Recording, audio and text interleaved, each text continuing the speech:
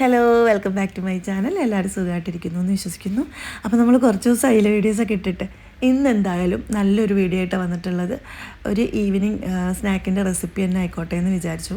എല്ലായിടത്തും മഴയൊക്കെ അല്ലേ, നല്ല മഴയാണെന്ന് കേട്ടു. ട്രിവാൻഡ്രം സൈഡിലൊക്കെ നല്ല മഴയാണ്, കൊച്ചിയിലും മഴയുണ്ട്. അപ്പോൾ എല്ലായിടത്തും മഴയൊക്കെ തന്നെ ആയതുകൊണ്ട് ഈവനിങ് നല്ലൊരു മഴയൊക്കെ കണ്ട് നമുക്ക് ഒരു ചായയോടൊപ്പം ആസ്വദിക്കാൻ പറ്റുന്നൊരു സ്നാക്ക് ആവുമെന്ന് വിചാരിച്ചു. ശരി, അപ്പോൾ നമുക്ക് എന്തായാലും റെസിപ്പി എങ്ങനെയുണ്ടെന്ന് നോക്കാം. ഇതെല്ലാവരും ട്രൈ ചെയ്തിട്ടുണ്ടാവും. കോളിഫ്ലവറിൻ്റെ നമ്മളിപ്പോൾ പക്കോട ഉണ്ടാക്കുന്നത് എല്ലാവരും ട്രൈ ചെയ്തിട്ടുണ്ടാവും. എന്നാലും എൻ്റെ രീതിയിൽ ഞാൻ എങ്ങനെയാണ് ഉണ്ടാക്കുന്നതെന്ന് കാണിക്കാമെന്ന് വിചാരിച്ചു. അപ്പോൾ ഇതാരെങ്കിലും ചെയ്ത് നോക്കിയിട്ടില്ലെങ്കിൽ എന്തായാലും ഉണ്ടാക്കി നോക്കണം കേട്ടോ. അടിപൊളി റെസിപ്പി. കുട്ടികൾക്ക് ഭയങ്കരമായിട്ട് ഇഷ്ടപ്പെടും ഈ സാധനം. പിന്നെ കോളിഫ്ലവർ പൊതുവേ നമുക്ക് ഒരു ചിക്കൻ ഫ്രൈ ഒക്കെ പോലെ നമുക്ക് വെജിറ്റേറിയൻസിനൊക്കെ ഉണ്ടാക്കാൻ പറ്റുന്ന കാര്യമാണ്. ചിക്കൻ്റെ സാമ്യം ഉള്ളതുകൊണ്ടായിരിക്കും എന്താ ഒരു അട്രാക്ഷൻ തോന്നുമല്ലോ കുട്ടികൾക്ക്. അതുകൊണ്ട് തന്നെ കുട്ടികൾക്ക് ഭയങ്കര ഇഷ്ടപ്പെടും. അല്ലെങ്കിൽ എല്ലാവരും ഒന്ന് ട്രൈ ചെയ്ത് നോക്കണം. അപ്പം ഞാൻ ഉണ്ടാക്കുന്ന രീതിയാണ് കേട്ടോ ഇവിടെ കാണിക്കാൻ പോകുന്നത്. ആദ്യം നമ്മൾ എന്ത് ചെയ്യണം, വെള്ളം തിളപ്പിക്കണം. അതിൽ ഉപ്പും മഞ്ഞൾപ്പൊടി ഇട്ടിട്ട് നന്നായിട്ട് വെള്ളം തിളപ്പിച്ചിട്ട് നമ്മൾ കോളിഫ്ലവർ ഇട്ട് കൊടുക്കണം. ഇട്ട് കൊടുക്കുമ്പോൾ നമ്മൾ ഓഫ് ചെയ്യണം. പിന്നെ സ്റ്റൗ അങ്ങ് ഓഫ് ചെയ്തേക്കണം. കാരണം ആ ഒരു വെള്ളത്തിൽ നിന്നിട്ടൊരു 10 മിനിറ്റ് മൂടി വെച്ച് വേവിക്കാൻ വേണ്ടത്. നമ്മളത് കുക്ക് ചെയ്തെടുക്കരുത്. തിളച്ച വെള്ളത്തിലേക്ക് ഇട്ട് കൊടുത്ത് ഓഫ് ചെയ്ത് വെച്ചാൽ മതി. ഒരു 10 മിനിറ്റ് അങ്ങനെ റെസ്റ്റ് ചെയ്യാൻ മാറ്റി വെക്കുക. അതിനുശേഷം അതെടുത്തിട്ട് നന്നായിട്ട് ഡീപ്പായിട്ട് ഒന്നുകൂടി ക്ലീൻ ചെയ്ത് ഒന്നുകൂടി കഴുകിയെടുക്കുക. അത്രയേ ഉള്ളൂ. ആദ്യം നമ്മൾ കട്ട് ചെയ്ത് കഴുകി വെച്ച കോളിഫ്ലവർ ആയിരിക്കണം അത്. നമ്മൾ ഈ തിളച്ച വെള്ളത്തിലേക്ക് ഉപ്പും മഞ്ഞൾപ്പൊടി ഇട്ട് കൊടുത്ത വെള്ളത്തിലേക്ക് നമ്മൾ ഇട്ട് വയ്ക്കുന്നു. ഒരു 10 മിനിറ്റ് അങ്ങനെ റെസ്റ്റ് ചെയ്യാൻ വെച്ചിട്ട് വീണ്ടും അതെടുത്ത് ഒന്നും കൂടി 1-2 പ്രാവശ്യം കൂടി വാഷ് ചെയ്തെടുക്കുന്നു. ഇതാണ് അതിൻ്റെ പ്രൊസീജിയർ. ഇനി നമുക്ക് എന്താ വേണ്ടതെന്ന് വെച്ച് കഴിഞ്ഞാൽ കടലമാവ് വേണം. കറക്റ്റ് ഞാൻ എടുത്ത അളവാണ് കേട്ടോ പറയാൻ പോകുന്നത്. ഒരു 4 ടേബിൾ സ്പൂൺ കടലമാവ് എടുത്തിട്ടുണ്ട്. പിന്നെ 2 ടേബിൾ സ്പൂൺ അരിപ്പൊടി, 2 ടേബിൾ സ്പൂൺ മൈദ. ഞാൻ ഇങ്ങനെയാണ് എടുക്കാറ്. ഓക്കെ, അല്ലെങ്കിൽ ഈ അരിപ്പൊടിക്ക് പകരം കോൺഫ്ലവർ വേണമെങ്കിൽ ഉപയോഗിക്കാം കേട്ടോ. പക്ഷെ ഞാൻ അരിപ്പൊടി തന്നെയാണ് ഉപയോഗിച്ചിട്ടുള്ളത്. പിന്നെ നമ്മുടെ കാശ്മീരി ചില്ലി ഉണ്ടല്ലോ, അത് ഒരു 1/2 ടേബിൾ സ്പൂൺ ഇട്ട് കൊടുത്തിട്ടുണ്ട്. പിന്നെ ഉപ്പ്, പിന്നെ ചിക്കൻ മസാല ഇട്ട് കൊടുക്കുന്നുണ്ട് കേട്ടോ. അതും ഒരു 1/2 ടേബിൾ സ്പൂണാണ് ചിക്കൻ മസാലയും ചേർത്ത് കൊടുക്കുന്നത്. അതിനൊരു പ്രത്യേക ടേസ്റ്റാണ്. ചിക്കൻ മസാല ചേർത്ത് കൊടുക്കുമ്പോൾ നല്ലൊരു ഫ്ലേവർ കിട്ടും നമ്മൾ ഇത് ഫ്രൈ ചെയ്തെടുക്കുന്ന സമയത്ത്. അതിന് വേണ്ടിയിട്ടാണ് കേട്ടോ. ഇതൊക്കെ എൻ്റെ സ്റ്റൈലാണ്. പിന്നെ ഞാൻ ഇതിൽ വിട്ടുപോയൊരു കാര്യമുണ്ട്, ഞാൻ ചേർത്തിട്ടുണ്ട് പക്ഷേ വീഡിയോയിൽ വിട്ടുപോയ കാര്യമുണ്ട്. ചെറുനാരങ്ങ നീര് അല്ലെങ്കിൽ സുർക്ക ഇത് ഒഴിക്കണം. ഞാൻ സുർക്ക ഒഴിച്ചിട്ടുണ്ടായിരുന്നു. സുർക്ക മീൻസ് വിനാഗിരി കേട്ടോ.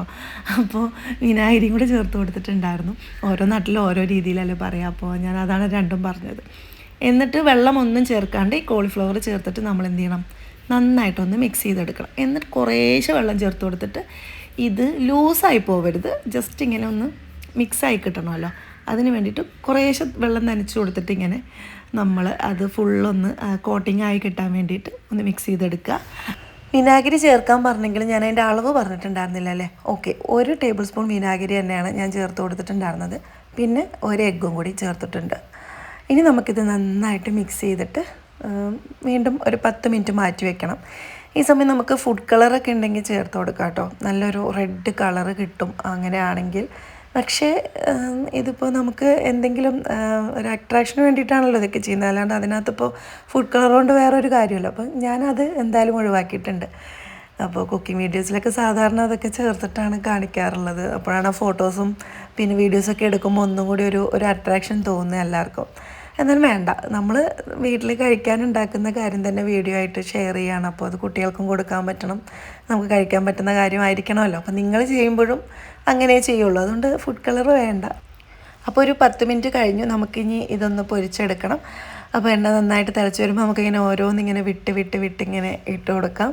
ഒന്നൊന്നിൽ പറ്റിയെന്ന് വെച്ചിട്ടും കുഴപ്പമൊന്നുമില്ല. പക്ഷെ ക്ഷമയോടുകൂടി നമുക്ക് ഓരോന്നായിട്ട് ഇട്ട് കൊടുത്തിട്ട് ചെയ്യാം.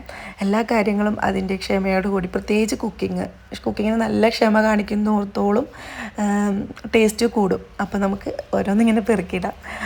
പിന്നെ ഞാനിപ്പോൾ സൺഫ്ലവർ ഓയിലാണ് എടുത്തിട്ടുള്ളത്. വെളിച്ചെണ്ണയിൽ പൊരിക്കുന്നവരുണ്ടല്ലേ ഈ സ്നാക്സൊക്കെ. പക്ഷേ സൺഫ്ലവർ ഓയിൽ തന്നെയാണ് ഇഷ്ടം തോന്നിയിട്ടുള്ളത്. അതെന്തോ അങ്ങനെയാണ്. അത് ഓരോരുത്തരും ഇഷ്ടം പോലെ. വെളിച്ചെണ്ണയിൽ ഫ്രൈ ചെയ്യുന്നവർക്ക് ഇഷ്ടം അതാണെങ്കിൽ അങ്ങനെ ചെയ്തോളൂ കേട്ടോ. ഒന്നും കൂടി ടേസ്റ്റ് ആയിരിക്കും എനിക്കറിയില്ല. ഞാൻ സ്ഥിരമായിട്ട് സൺഫ്ലവർ ഓയിൽ തന്നെയാണ് ഉപയോഗിക്കാറുള്ളത്. അപ്പോൾ നമുക്ക് ഇതുപോലെ ഇങ്ങനെ ഓരോന്ന് തൊട്ടും തൊടാതെ ഇങ്ങനെ വിട്ട് നമുക്ക് ഇട്ട് കൊടുക്കാം. എന്നിട്ട് സമയമെടുത്ത് ഒരു സൈഡ് കുറച്ചൊന്നാവുമ്പോൾ നമുക്ക് മറിച്ചിട്ട് കൊടുക്കണം. ഇത് വേണമെങ്കിൽ ഒരു ഡീപ്പ് ഫ്രൈ ആയിട്ട് നമുക്ക് വാരി ഇട്ടിട്ടൊക്കെ എടുക്കാം. പക്ഷേ ഇതെല്ലാം കൂടി ഒട്ടിപ്പിടിക്കും. എല്ലാം കൂടി ഇങ്ങനെ കൂട്ടത്തോടു കൂടി അങ്ങനെ കിട്ടിയിട്ട് കാര്യമില്ലല്ലോ. അതാണ് ഞാൻ പറഞ്ഞത്, ഒക്കെ ക്ഷമയോട് കൂടി നമ്മൾ ചെയ്യണം എന്ന് പറഞ്ഞത്. എന്നിട്ട് നമ്മളിങ്ങനെ ഓരോന്ന് തന്നെ സെപ്പറേറ്റ് മറിച്ചിട്ട് കൊടുത്തിട്ടൊക്കെ ചെയ്യുമ്പോൾ അത് നല്ല ഭംഗിയായിട്ട് വേറിട്ട് തന്നെ കിട്ടുമല്ലോ. അതിന് വേണ്ടിയിട്ടാണ് കേട്ടോ. അപ്പോൾ സമയമില്ലാത്തവരൊക്കെ ആണെങ്കിൽ വാരിയിട്ട് അങ്ങനെ ചെയ്തു. പക്ഷേ ആ ഒരു പെർഫെക്ഷൻ കിട്ടില്ല എന്ന് എനിക്ക് തോന്നിയോണ്ടാണ്. കുക്കിങ്ങിന് എന്തായാലും നിങ്ങൾ കുറച്ച് സമയം എടുത്തിട്ട് ചെയ്താൽ മതി. പിന്നെ നമ്മൾ എന്ത് സാധനം ഉണ്ടാക്കുമ്പോഴും ആ ഒരു ടേസ്റ്റ്, അല്ലെങ്കിൽ നമ്മളൊരു കുക്കിംഗ് വീഡിയോ കാണുമ്പോൾ ആ ഒരു ടേസ്റ്റ് നമ്മുടെ മനസ്സിലേക്ക് ഫസ്റ്റ് വരുമല്ലേ? വരാറുണ്ടോ? നിങ്ങൾക്ക് വരാറുണ്ടോ? എനിക്ക് വരാറുണ്ട് കേട്ടോ.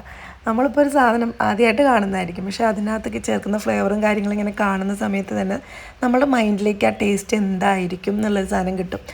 അതാണ് ഒരു കുക്കിന് വേണ്ട ക്വാളിറ്റി. നമുക്ക് ആ ടേസ്റ്റ് ഉള്ളിൽ കിട്ടണം. അപ്പം നമ്മൾ എന്ത് സാധനം ആദ്യമായിട്ട് ഉണ്ടാക്കുവാണെങ്കിലും പിന്നെ നമ്മൾ സ്ഥിരമായിട്ട് ഉണ്ടാക്കുന്ന സാധനമാണെങ്കിലും നമുക്കൊരു ടേസ്റ്റ് ഉണ്ട്. കറക്റ്റ് നമ്മൾ ഉണ്ടാക്കി വെക്കുമ്പോൾ അത് കിട്ടുകയും ചെയ്യും. ആക്ച്വലി കോളിഫ്ലവർ കൊണ്ട് ഉണ്ടാക്കുന്ന ഈ ഒരു സാധനത്തിന് കോളിഫ്ലവർ ഫ്രൈ എന്ന് പറയുമെങ്കിലും ചിലർ കോളിഫ്ലവർ പക്കോട എന്ന് പറയും. അങ്ങനെ പലരും പല രീതിയിൽ പറയും. ഓക്കെ, അപ്പോൾ ഞാനിത് കണ്ടിട്ടുള്ളത് നമ്മുടെ മൂന്നാർ, കൊടൈക്കനാൽ, പിന്നെ അങ്ങനെയുള്ള സ്ഥലങ്ങളൊക്കെ, ഊട്ടിയൊക്കെ ടൂറ് പോകുന്ന സമയത്ത് നമ്മൾ കണ്ടിട്ടുണ്ടാവില്ലേ, ഈ സൈഡിലൊക്കെ ഇങ്ങനെ ഈ ബജി അതിൻ്റെയൊക്കെ കൂടെ തന്നെ കോളിഫ്ലവർ ഉണ്ടാവും. കഴിച്ചിട്ടുണ്ടാവും എല്ലാവരും. അവിടുന്ന് കഴിക്കുമ്പോൾ ഒരു പ്രത്യേക ടേസ്റ്റ്. ആ ചൂടോട് കൂടിയിട്ട് ആ ഒരു തണുപ്പത്ത് കിട്ടുമ്പോൾ അത് ആ ഫുഡിൻ്റെ ടേസ്റ്റ് മാത്രമല്ല, ആ ഒരു ക്ലൈമറ്റിൽ കിട്ടുന്ന ഒരു സംഭവമല്ലേ. അപ്പോൾ ഭയങ്കര രസമാണ് അതിങ്ങനെ കഴിച്ചിട്ട് നമുക്ക് വായിന്നൊക്കെ ഇങ്ങനെ പുക പോലെയൊക്കെ പോകുന്നത്. സൂപ്പർ. ആ ഒരു ഫീൽ തന്നെ വേറെയാണ്. അപ്പോൾ ചിലത് ഫുഡിൻ്റെ മാത്രം ടേസ്റ്റ് കൊണ്ടല്ല, ആ കിട്ടുന്ന സമയം ഒക്കെ ഡിപ്പെൻഡ് ചെയ്തിട്ടാണ് ഓരോ ഫുഡിനും ടേസ്റ്റ് വരുന്നത്. ഇന്ന് ഈ ഒരു ഐറ്റം ഉണ്ടാക്കാൻ കാരണമുണ്ട് കേട്ടോ. എന്താണെന്ന് വെച്ചാൽ പാച്ചു ഇന്നലെ സ്കൂളിൽ നിന്ന് ട്രിപ്പ് പോയിട്ടുണ്ടായിരുന്നു, മൂന്നാറിലേക്കാണ് പോയത്. അപ്പോൾ അവൻ ഇത് കഴിച്ചു. ഇതെൻ്റെ ഫേവറേറ്റ് ആണെന്ന് അവനറിയാം. അപ്പോൾ അവൻ വന്നിട്ട് എന്നോട് പറഞ്ഞു ഞാനിത് കഴിച്ചു അങ്ങനെ പറഞ്ഞു.